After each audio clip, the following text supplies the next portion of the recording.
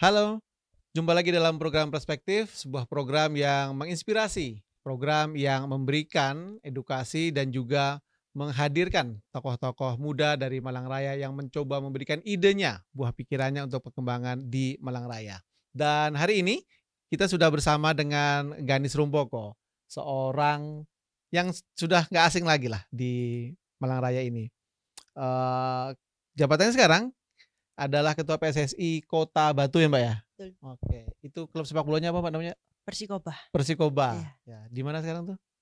Iya, Di di Liga 3. Liga 3 ya? Ya, Oke. Dulu pernah di paling tinggi pernah di liga mana dia? divisi utama dulu. Wih, targetnya tahun ini masih Tahun bertahan ini apa coba naik?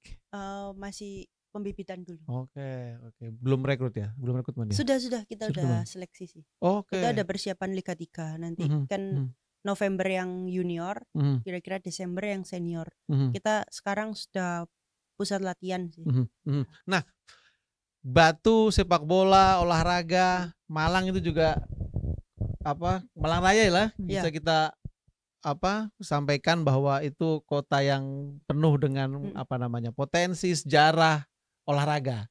Nah, orang yang berada di satu pusaran olahraga di Malang Raya ini apa, Mbak, yang kemudian sekarang ini kok olahraganya biasa-biasa aja, atau apa sih sebenarnya yang perlu diangkat, yang perlu di ini? Iya, kalau kita bicara secara keseluruhan Malang Hmm. Raya ini memang sebenarnya animo untuk olahraga cukup tinggi ya. Hmm. Kita tahu ada klub sepak bola Hmm. yang fanatismenya luar Ada biasa, Arema. ada Arema, terus kemudian juga sebenarnya kalau dibilang dulu otomotif, Oh ya, itu juga banyak itu dulu banyak, pembalap-pembalap ya. tinju juga banyak. Secara keseluruhan Malang Raya itu memang saya pikir masyarakatnya cukup antusias terhadap olahraga.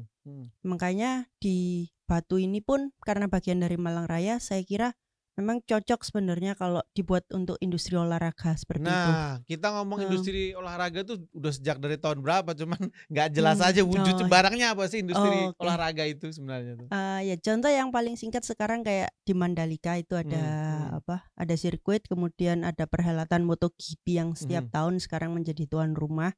Ya kira-kira seperti itu secara internasionalnya. Tapi mungkin kalau kita belum siap ke arah yang sebesar itu, kita bisa turut serta di secara lokal lah. Emang gitu. Batu bisa, Mbak? Saya katakan sih punya potensi. Oke. Yang pertama karena kalau olahraga rekreasi ya sebenarnya kita sudah punya para layang, terus downhill, rafting gitu. Buat pariwisata juga itu ya? Itu sebetulnya masuk dalam olahraga rekreasi kan, olahraga yang ya sambil fun gitu. Kemudian ya yang lain-lain sih kalau saya melihat kan memang sebetulnya dari lama ini kita ngerti Batu itu sebagai tempat pusat latihan dari timnas. Kemudian juga ya beberapa atlet-atlet nasional itu juga pusat latihannya di Batu. Karena satu akses ya masih di Pulau Jawa, di Malang ya adalah banyak transportasi untuk ke Malang. Banyak hotel yang pasti, banyak tempat penginapan. Kemudian yang paling penting ini udaranya kan. Nah, yang dicari dari atlet-atlet itu adalah udara yang dingin, sehingga mereka itu bisa meningkatkan stamina fisik. Kemudian ya kalau untuk biasanya di sepak bola sendiri itu sepak bola sendiri ya untuk bisa dibilang sih untuk kayak adaptasi untuk misalkan main-main di luar negeri yang cuacanya jauh dari kebanyakan negara tropis. Terus apa hubungannya? Apa potensi itu sebesar apa itu bisa digunakan sebagai sebuah industri? Nah itu saya berpikir bahwa ketika kita sudah memiliki karena pariwisata di Batu ini kan sebetulnya luas, dibilang kota wisata ya, tapi kalau kita bicara kota wisata terus menerus selalu bilang ada mau kemana lagi yang baru lagi kayak gitu. Dan akhirnya kan dampaknya jadi pembangunan terus. Tapi kalau kita terarah misalnya pada industri pariwisata olahraga nih, jadi ya ke sana ngapain? Oh, mau nonton bola atau Oke. nonton ya Latihan ada timnas kegiatannya ya. ya. Ada doing something-nya orang ke Mhm, sana tuh mhm. ya kayak ke Mandalika tuh awalnya mau ngapain ke sana? Mhm. Cuma lihat pantai doang, Ya. kenapa nggak di Bali aja gitu Mhm, misalkan. mhm. Jadi ya ada option ya. Oke. Ke sana nonton perhelatan olahraga kayak gitu. Artinya juga kegiatan-kegiatan olahraga yang sifatnya skalanya agak besar Iya. dibanding lokal juga harus tetap ada di sana Iya berarti kan? betul, ya. Nah itu gimana kemudian Itu ini dia. biar continue. Kadang kita itu di atas kertas ya Pak ya, ngobrol rapat gitu, Ya. kenceng tiba-tiba eksekusinya jeblok gitu kan. Ya yang pasti kita kita buat dulu lah blueprintnya arahnya ke sini misalkan.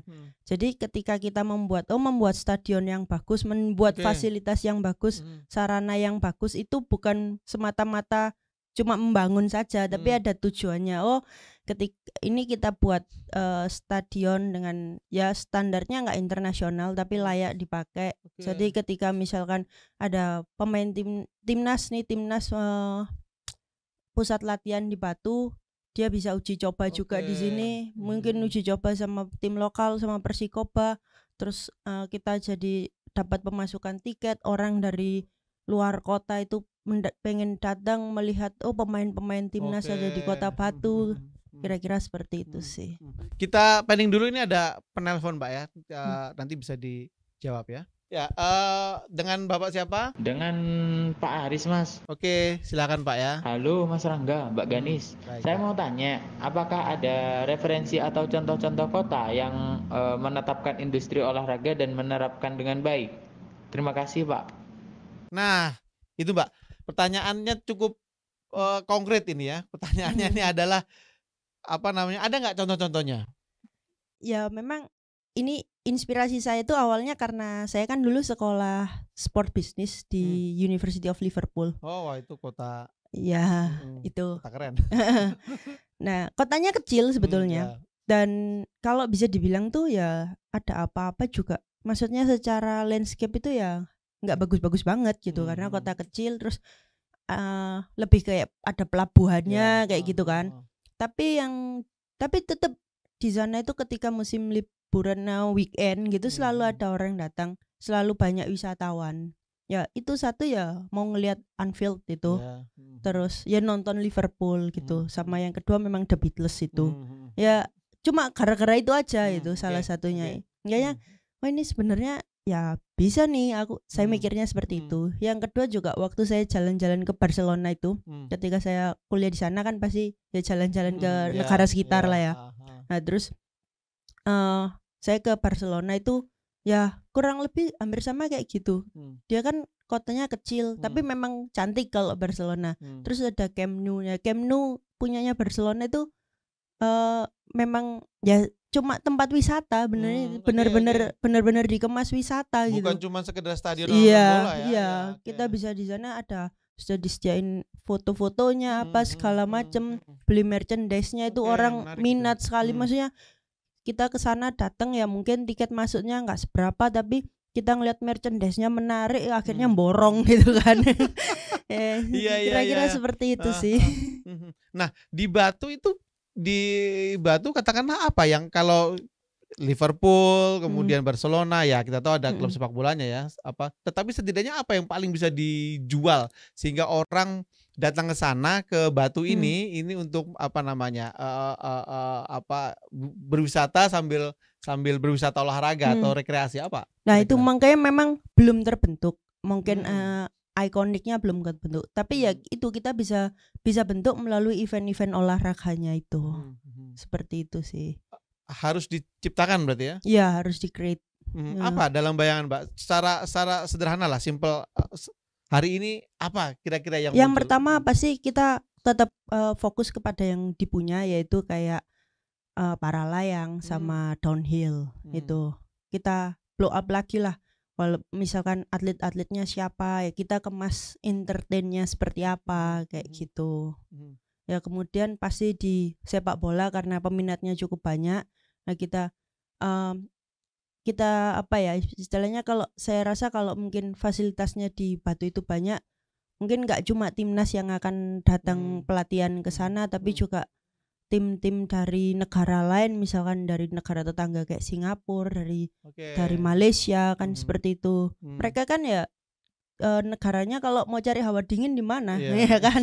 Iya sih. Kira-kira seperti itu. Iya, oke. Mbak, kalimat singkat sebagai perempuan ya masih di bawah 40 lah ya, masih sudah memimpin organisasi cukup dikenal ya, sepak bola dan juga paham olahraga, apa yang ingin disampaikan? Kira-kira kayak gitu apa? Singkat aja, 1 kalimat, 2 kalimat lah paling enggak, atau 3 kalimat.